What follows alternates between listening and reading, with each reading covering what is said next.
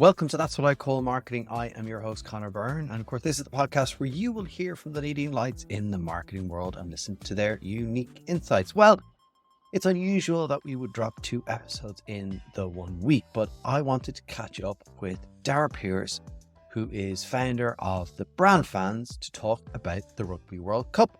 And of course, it's really good to do that when it's all a bit timely, top of our minds. And of course, for some of us, it may still be hurting a little bit. But anyone listening in South Africa, well, you're obviously going to be celebrating. So in today's episode, Daragh takes me through his analysis of the Rugby World Cup sponsorships. Who won? Who did what well from an international perspective? And also we take a quick look at some of the Irish sponsors and their journey through the Rugby World Cup, how they activated against it. And maybe did Ireland getting knocked out of the quarterfinal hurt their sponsorship activations a little bit? And of course, from all that, then we just gather some insights as we head into next year on how you can use them in your planning for 2024. So we're going to head right on into the episode. Of course, don't forget to subscribe wherever you are listening or watching to this episode. And if you need help using marketing to grow your business, get in touch with us at that'swhatIcallmarketing.com. Today's episode of That's What I Call Marketing is brought to you by the Indie List, Ireland's leader for freelance marketing, creative and digital talent. The Indie List provides easy access to hundreds of highly experienced and vetted experts across the marketing services business, quickly and cost effectively. You can check out their full range of services at indielist.ie. Daragh, thanks a million for joining me on That's What I Call Marketing. Great to have you here. Great to be here, Connor. Thanks for having me. No Appreciate problem. it. Well, listen, for anyone who's listening or watching who doesn't know who you are and what you do, just give us a brief introduction. Yeah, sure. So, Daragh Persse, I'm the founder of the Brand Fans. Brand Fans has been around for almost 12 years now. Prior to that, I was global head of sponsorship for Vodafone. So I would have worked in Formula One, Champions League, music, various properties like that. And although I consider myself a brand marketer all my life, I've actually worked in sponsorship for a little over 20 years now, so quite a long stint. The Brand Fans is an independent sponsorship consultancy. So as I said, we set up about 12 years ago, going strong. We support brands and rights holders with sponsorship strategy, with planning, negotiation and evaluation. And the Brand Fans itself, very much built around independence. We don't sell sponsorship. We believe in supporting brands to help them achieve what they want to achieve through sponsorship, but very much from a channel neutral point of view and evaluation. And it's a great industry to work in. It's and you're right. It's interesting because I think sponsorship sometimes was seen as kind of a softer thing, but I'm sure working on some of those bigger global sponsorships in the likes of Vodafone, that was not the case. It was like, no, how are we measuring this? No, certainly not. But, even then you would get very differing opinions across a very large organization about what it is and why it exists. And it really taught you that you had to be quite singular in the message, even internally, about what the thing stands for. Why are we doing it? Are there solid outcomes that we're all jointly working towards, or is it a chairman's whim? But I think when you get it right, get the whole organization galvanized behind it, it's incredibly powerful. Yeah, and I think I know we're here to actually, just so everyone knows, we're here to talk about the Rugby World Cup, but I think this is really interesting because I think the why we're doing it thing is one of the most important things, and there can be a load of different reasons. Yeah, definitely. And I think, we'll actually see it as we go through it today, even amongst the 6 main sponsors of the worldwide partners of World Rugby. There are very different objectives, and you can see that clearly from what comes through. Well, listen, let's get into the Rugby World Cup, and you've done some analysis of the 6 global partners. Maybe first of all, tell me a bit about what and how you did that analysis. Yeah, sure. So we do this kind of once or twice a year when there's a major tournament on, or a sporting event, or a music festival.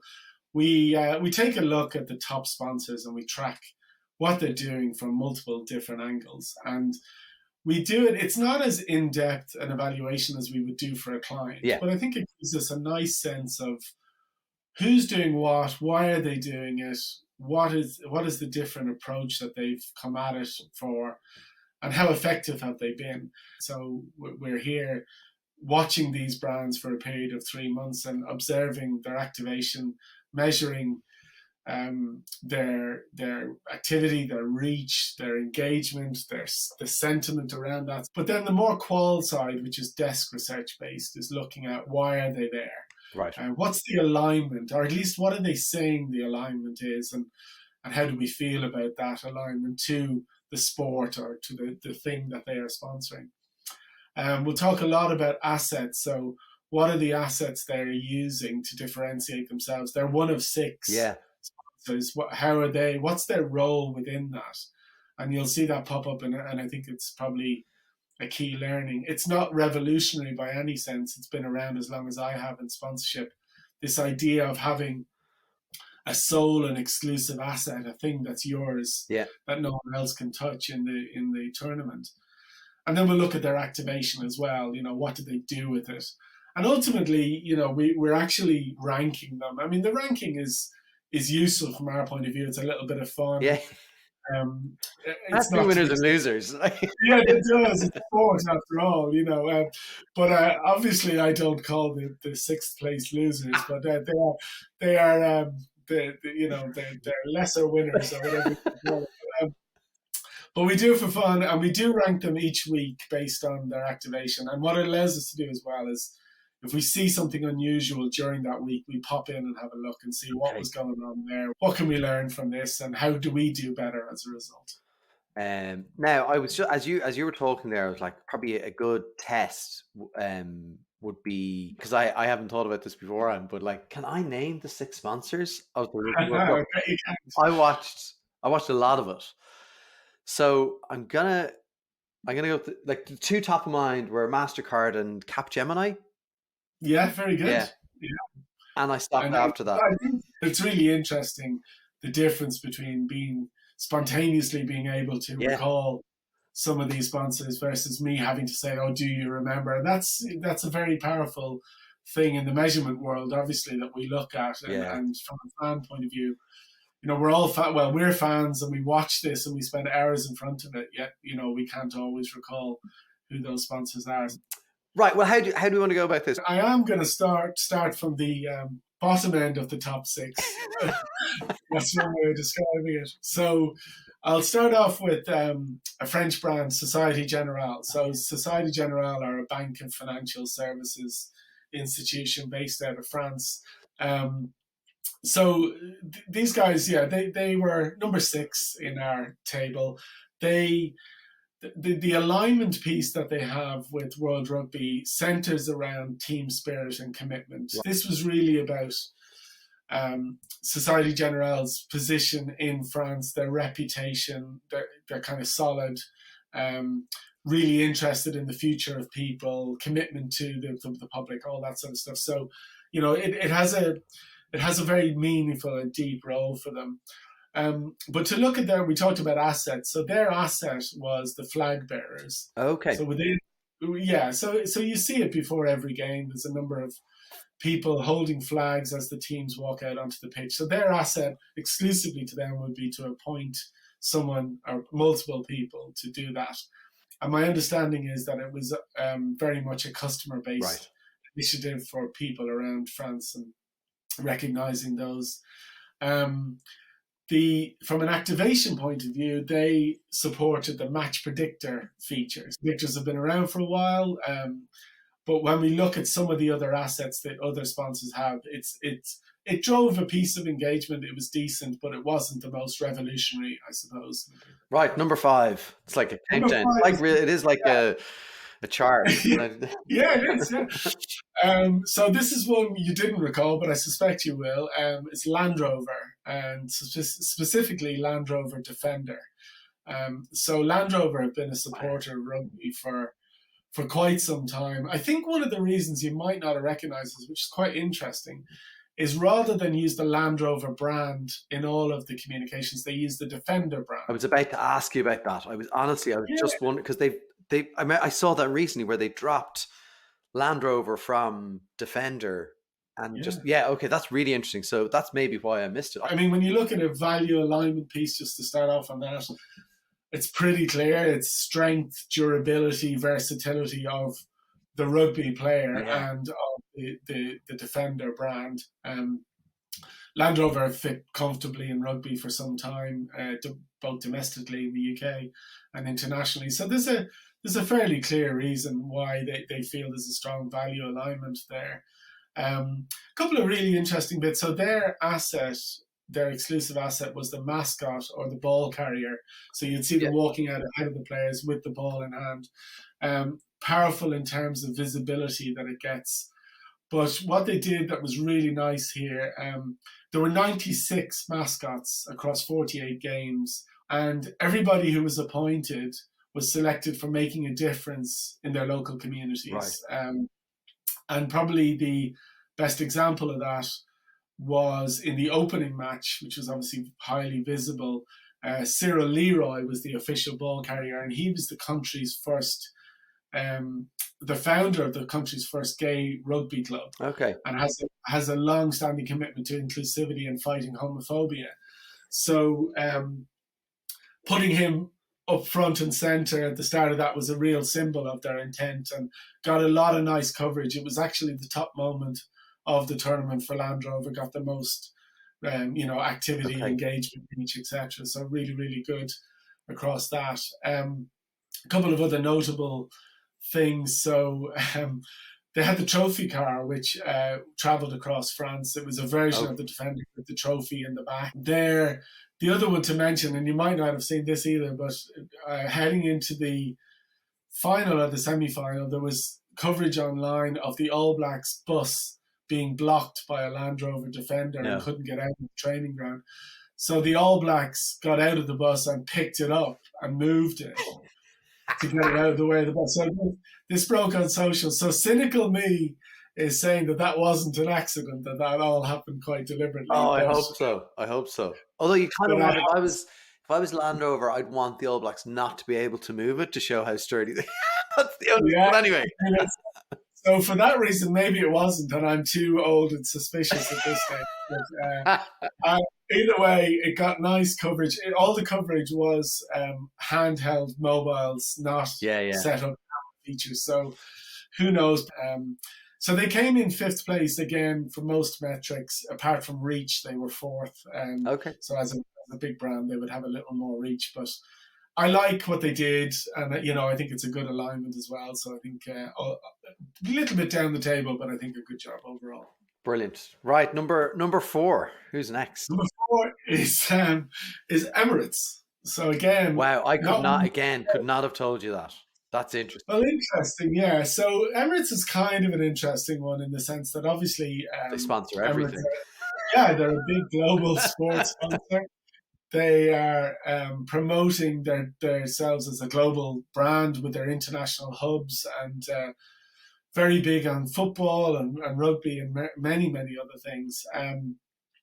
They don't talk a lot about the reason for being in rugby apart from global aspirations. They have talked about supporting the values of respect and discipline. So this is, if you were to try and understand why they're doing it, it's respect and discipline are the key things they support, which are world rugby values, more so than Emirates. But that transferred into their asset, which was the referees. So if you're watching the referees closely, they're all branded Emirates on their shirt. That's so funny, right? Because you do watch them. I honestly, that is amazing, and I wonder, is it because they sponsor a lot of things that is there a sponsorship blindness, with some of these things? Is there a risk that you can over sponsor? Yeah, I mean there is. I think there is if you don't give yourself a clear point of difference to stand out in that environment. I think you can definitely get lost even as a big brand, for sure. So, and ideally you want that to be consistent. And so if I were Emirates, I'd just want a little more consistency across what I do, because I think supporting the values of respect and discipline is fantastic and admirable. But, whether it translates externally, I'm not so sure. So what they did in terms of activation, a couple of things to pick out. you could watch all of the matches live on demand during the flights Okay. that Emirates were running, which is kind of nice little feature. They also had hashtag Whistle Watch, which was a Nigel Owens presented piece of content on the sort of Monday after each weekend, where he would look back Oh, at refereeing decisions across the weekend and that's give always his. enjoyable, actually. Yeah. Yeah, it was. It's very good. Nigel Owens is superb. Great Yeah, character. great value, isn't he? Yeah. Yeah, and that was their top moment over the course of the was the semi-finals review with Nigel Owens, because whether you remember, there were quite a few referee-based decisions and length of time to reach decisions and so on. Was it red? Was it yellow? So he got into that, and that was their top moment. They finished second for reach. Okay. So bit stronger. Obviously, they're a big global brand. And nothing apart from a little bit of technology. There was no direct negativity towards the brand that we could see as well. So all good. Good job, Emirates. So who's next? On we go to. You are listening to That's What I Call Marketing, a partnership with the Indie List, where you will find experienced and vetted marketing talent, people like me, and also people who design and people who write. You get the idea. Check out theindielist.ie. You are listening to That's What I Call Marketing. Do you need help growing your business through marketing? Well, check out our services at that'swhaticallmarketing.com. Get in touch today and see how we can help. Asahi. So Asahi are the okay. official of the Rugby World Cup. And this is really straightforward in the sense that their pure mission is to help the journey to become a global brand. They are a Japanese-based brand. They're the first Japanese brand to support the Rugby World Cup. And their clear stated aim is they want to become a global beer brand. Right. And this is part of that. And I love the honesty of that, the straightforward, and it's not you can call it badging, but I mean, it's aligning with a property that has global reach to bring your brand along that journey to grow over time. So, good on them. So their exclusive asset was the coin toss, which you see before each game. And that's guaranteed TV coverage that the broadcasters have to go to it beforehand. In terms of activation, they supported the Rugby World Cup podcast. So that was presented by Asahi Beer, again, on a weekly basis through World Rugby's assets and channels. And they also had Asahi Super Try, because their product is Asahi Super Dry. Right, yeah. They had Asahi Super Try, which was a look back at the best tries of the weekend. So some really nice digital stuff. Apart from that, they were obviously on the ground. So Asahi Super Dry was served at all venues and all fan zones across France. So 48 matches in 9 cities.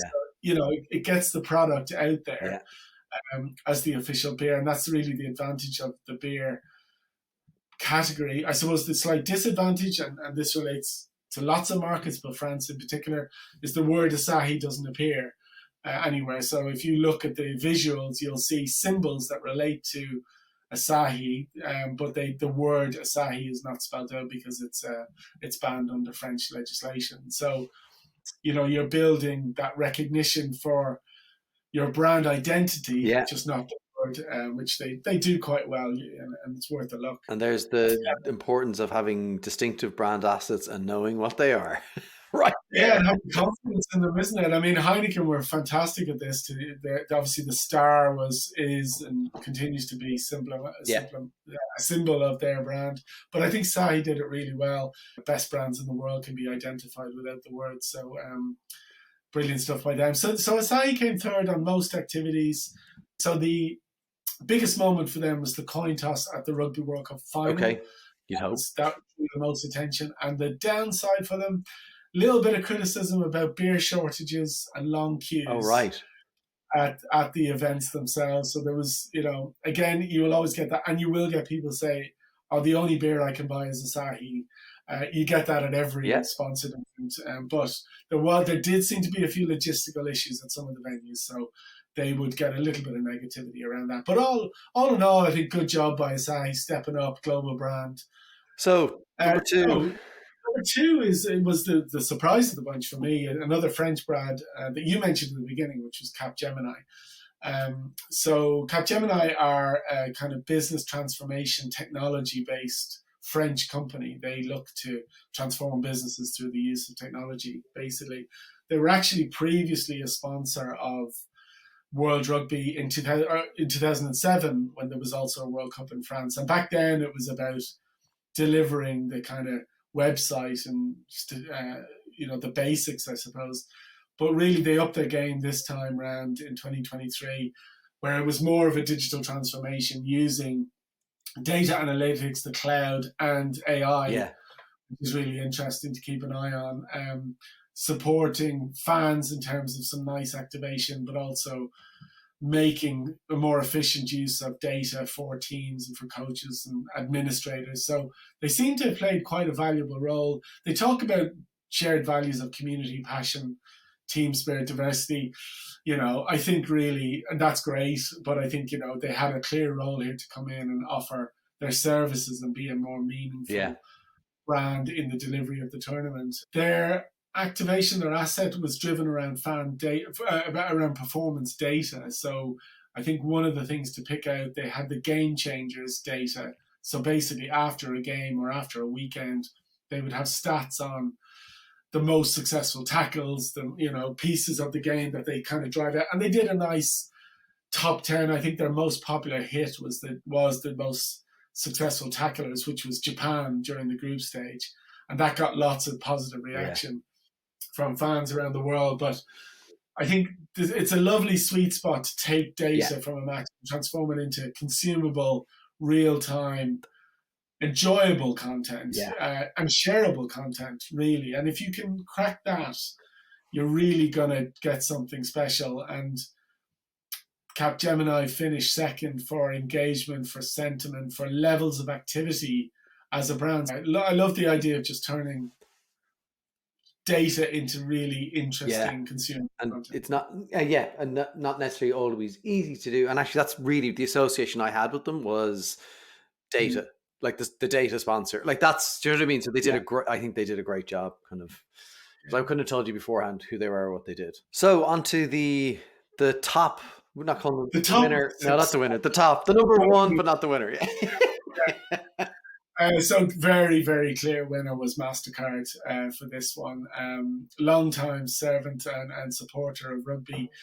A few interesting things to talk about. So, the clear role here is to support their ongoing platform of priceless experiences exclusively with MasterCard, which transfers to them being the official card of the tournament, providing opportunities for their customers, for assets in terms of, which we'll come on to talk to in a minute, but right through to how they transformed some of the normal kind of assets that are delivered to rugby. So to be a bit more specific, their main asset was the player of the match, and also the tournament player of the tournament, if you like. So this is an incredibly valuable asset. So it really shows when you look at the 6 assets of the different sponsors and you're looking what gets the most visibility, engagement, sentiment, this is right up there.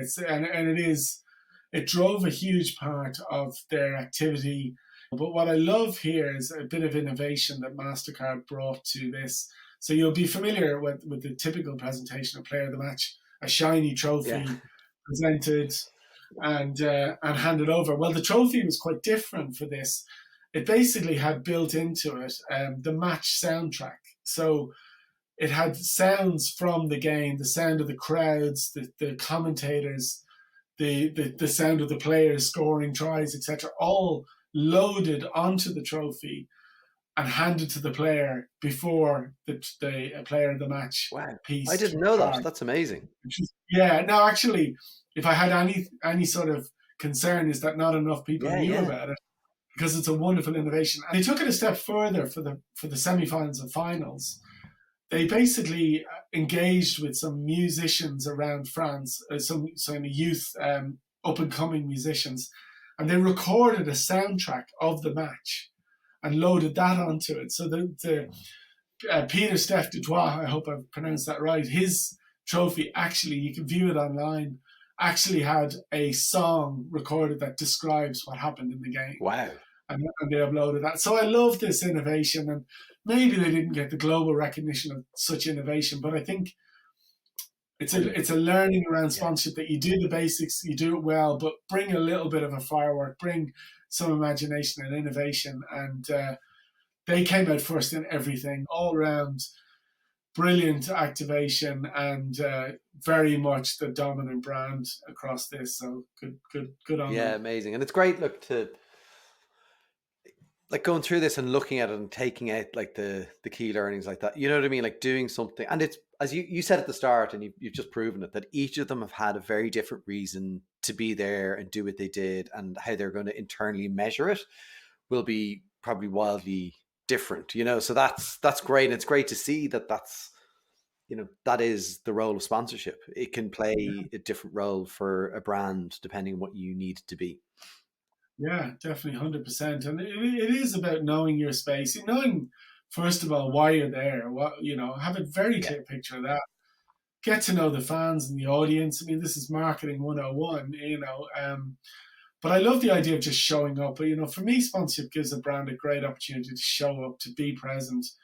And whatever way you show up should absolutely scream your brand. Yeah. It should be what we're all about, whatever that is. And you're right, different levels here, but all credible and relevant.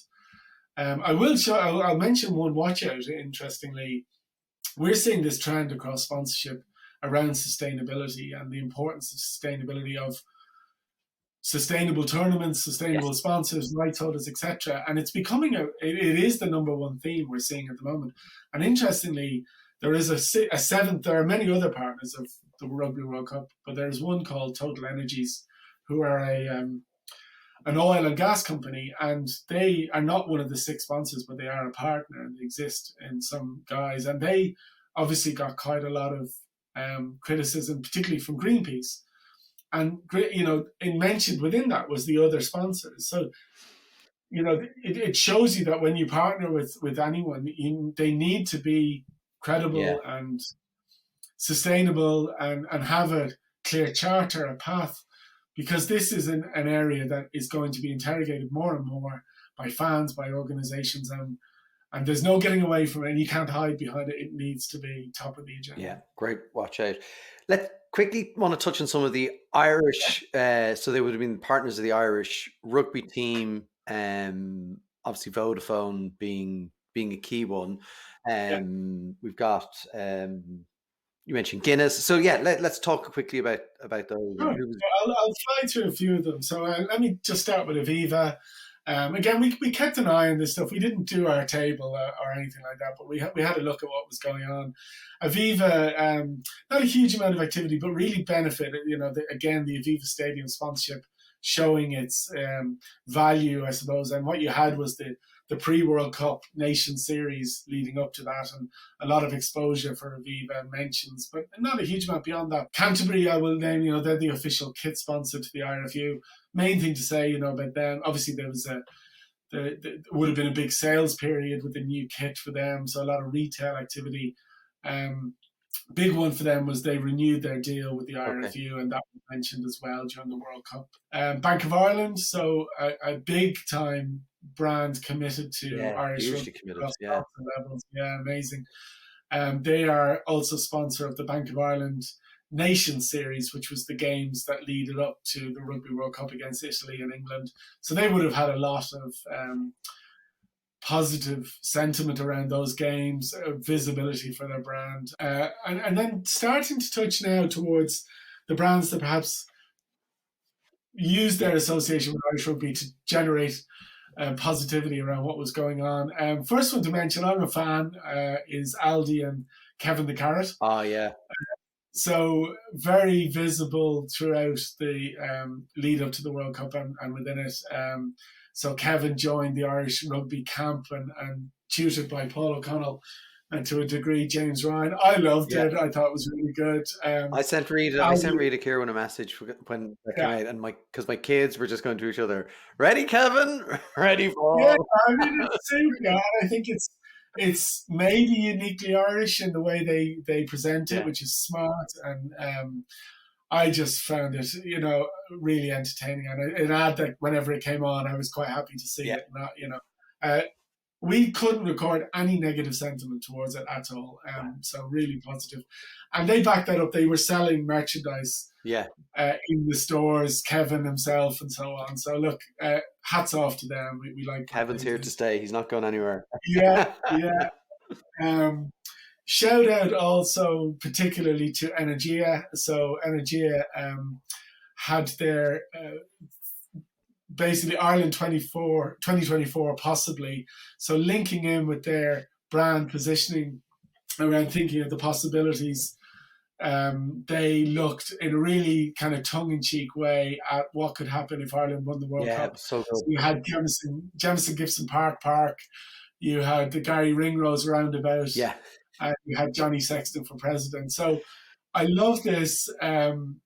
Energia are a supporter of rugby throughout the island as well, and have a legacy there that really allowed them to step up into this space. They're an IRFU sponsor as well, so well done to them. They also, just for the marketers amongst us, they created a campaign under the guidance of the Ad Green Carbon Calculator.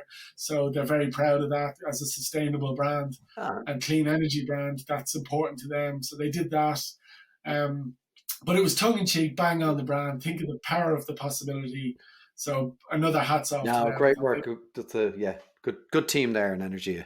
Vodafone, so we can't ignore them. Obviously, fantastic main sponsor of the Irish team, and also renewed during the Rugby World Cup, or announced the renewal of their with a huge commitment over the next few years. So Vodafone, very much at the heart of Irish rugby and right to kind of step up during the World Cup. Their TV spot, just to touch on that, was a lovely piece with Andy Farrell and how he instilled kind of that sense of connection and resilience, reliance, I should say, on the players supporting each other, born out of his experience growing up in Wigan. And, that was reflected in the ad, which I thought was really well shot, beautifully done. And reflects back then to Vodafone's own values about connections you can rely on. Which, direct link to their... That was great. And that moment where they kind of go into the changing room was just a brilliant, almost swear Carl Walters knew what he was doing. Smoke Wonderman. I put that in intentionally. But really well shot and really well done. And then last, I just wanted to touch on, because it probably gives me the nod in terms of where I think was the strongest campaign, would be Guinness. Don't Jinx It, I thought a really playful but kind of passionate call to action, if you like, for the Irish people, with Bod at the top of it, jinxing it as it. That's what I say, but they bloody jinxed it. But I, again, as a brand person, I thought it played really well to their brand, really positive, despite the kind of message. They were the strongest brand in terms of, some of the metrics we would look at. But I would say as well, what always impressed me about Guinness is some of their reactive comms through social media. They produce lovely, iconic pieces around stuff that's happened. And as an alcohol brand with growing restrictions, I think they've been really smart. But Guinness just marginally edging it. Very playful, which probably, I don't know if I have seen that from them as much. And it was, really enjoyable. And it's interesting, like when you look at and talk about that,